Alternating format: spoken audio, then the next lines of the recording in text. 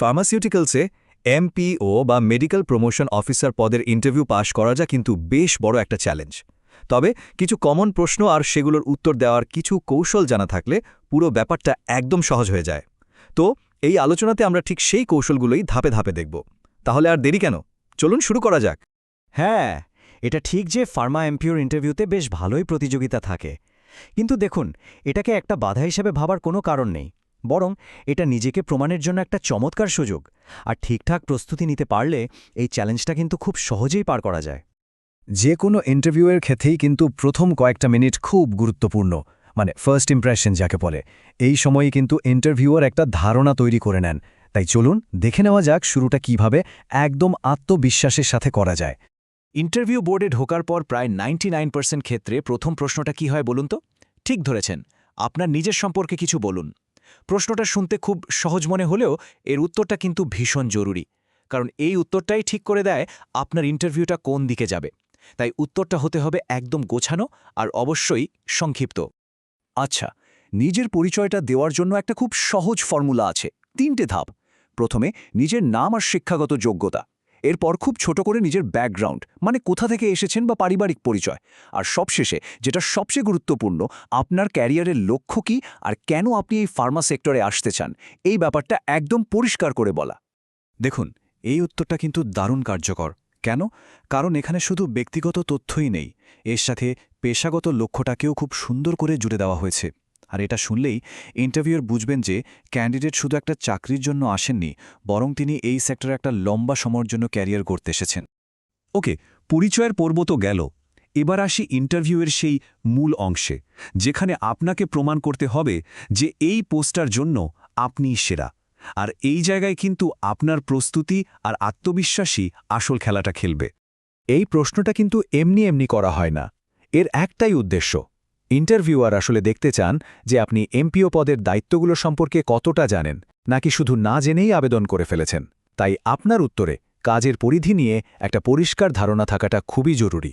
একজন এমপিওর কাজের মূল ভিত্তি কিন্তু এই পয়েন্টগুলোই, মানে ডাক্তারদের সাথে সম্পর্ক তৈরি করা, প্রোডাক্ট প্রমোট করা থেকে শুরু করে সেলস টার্গেট পূরণ করা পর্যন্ত। যখন উত্তরে এই কথাগুলো গুছিয়ে বলা যায়, তখন ইন্টারভিউয়ার সহজেই বুঝে যান যে প্রার্থী ভালোমতো হোমওয়ার্ক করে এসেছেন আর কাজটার ব্যাপারে আসলেই সিরিয়াস। এখানে কিন্তু শুধু আমার একটা চাকরি খুব দরকার বললে চলবে না। আপনাকে দেখাতে হবে যে আপনার ব্যক্তিগত লক্ষ্য আর এই চাকরির সুযোগগুলোর মধ্যে একটা সুন্দর সংযোগ আছে। মানে চাকরিটা আপনার ক্যারিয়ার গোল পূরণ করতে কিভাবে সাহায্য করবে সেটা তুলে ধরতে হবে। যখন উত্তর দেবেন তখন এই বিষয়গুলোর উপর জোর দেওয়াটা খুব জরুরি। যেমন আপনি চ্যালেঞ্জ নিতে ভালোবাসেন, নিজের কমিউনিকেশন আর সেলস স্কিল আরও বাড়াতে চান, আর ফিল্ডে কাজ করে কোম্পানির গ্রোথে সাহায্য করতে চান। এই কথাগুলো শুনলে আপনার পজিটিভ অ্যাটিটিউডটা প্রকাশ পায়। আচ্ছা, এই প্রশ্নটা হলো নিজেকে প্রেজেন্ট করার একটা গোল্ডেন অপরচুনিটি। নিজের সেরা গুণগুলো তুলে ধরার দারুণ একটা সুযোগ। তবে হ্যাঁ, একটা কথা মাথায় রাখতে হবে, এমন সব শক্তির কথাই বলতে হবে যেগুলো এমপিও পদের সাথে সরাসরি যায়। এই যে শক্তিগুলোর কথা বলা হলো, এগুলো একজন সফল এমপিওর জন্য কিন্তু একদম অপরিহার্য। যেমন ধরুন, আপনার যদি দ্রুত শেখার ক্ষমতা থাকে, তাহলে নতুন নতুন প্রোডাক্ট সম্পর্কে জানতে সুবিধা হবে। আবার টার্গেট ফোকাসড হলে সেলসের লক্ষ্য পূরণ করাটাও সহজ হবে। এই প্রশ্নটাকে বলা যেতে পারে আপনার ফাইনাল সেলস পিচ।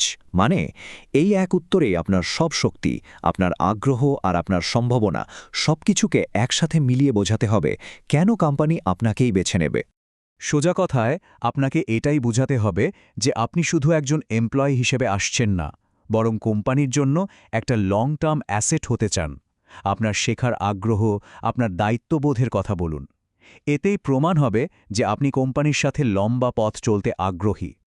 ওকে, এবার ইন্টারভিউয়ের এমন একটা অংশে আসা যাক যেটা অনেকের কাছেই একটু কঠিন মনে হয়। এখানে মূলত আপনার প্রবলেম সলভিং স্কিল আর চাপের মুখে মাথা ঠান্ডা রাখার ক্ষমতাটা টেস্ট করা হয়। চলুন দেখি এই ধরনের সিচুয়েশনাল প্রশ্নগুলো কিভাবে সামলানো যায়। এটা একটা ক্লাসিক প্রশ্ন, প্রায়ই করা হয়। এটা দিয়ে আসলে আপনার ধৈর্য আর কৌশল দুটোই মাপা হয়। এখানে কিন্তু একদমই অ্যাগ্রেসিভ হওয়া যাবে না বা হতাশাও দেখানো যাবে না, বরং দেখাতে হবে আপনার প্রফেশনালিজম।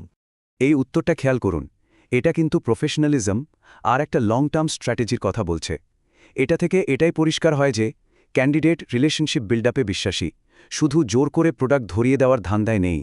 এই প্রশ্নটার মাধ্যমে আপনার অ্যাকাউন্টেবিলিটি বা দায়িত্ববোধটা যাচাই করা হয়। মানে খারাপ পরিস্থিতিতে পড়লে আপনার অ্যাপ্রোচটা কি হবে, এখানে কোনো অজুহাত দেখানো চলবে না, বরং একটা কনস্ট্রাকটিভ সমাধান দিতে হবে। এই যে ধাপগুলো দেখছেন, এটা কিন্তু সমস্যা সমাধানের একটা দারুণ ফ্রেমওয়ার্ক। প্রথমে নিজের পারফরমেন্স অ্যানালাইজ করা, তারপর দুর্বলতাগুলো খুঁজে বের করা, আর এরপর সিনিয়রদের গাইডেন্স নিয়ে নতুন স্ট্র্যাটেজি বানানো। এই পুরো অ্যাপ্রোচটাই আপনার ম্যাচিউরিটি আর উন্নতি করার আগ্রহটা প্রমাণ করে দেয়। তো এতক্ষণ আমরা যা কিছু আলোচনা করলাম তার পেছনে কিন্তু কয়েকটা মূল নীতি কাজ করছে। চলুন সফল হওয়ার এই মূল সূত্রগুলো এক নজরে দেখে নেওয়া যাক। প্রস্তুতি, পেশাদারিত্ব আর অধ্যবসায়, এই তিনটে শব্দ, ব্যাস এর মধ্যেই কিন্তু লুকিয়ে আছে পুরো স্ট্র্যাটেজির মূল কথা।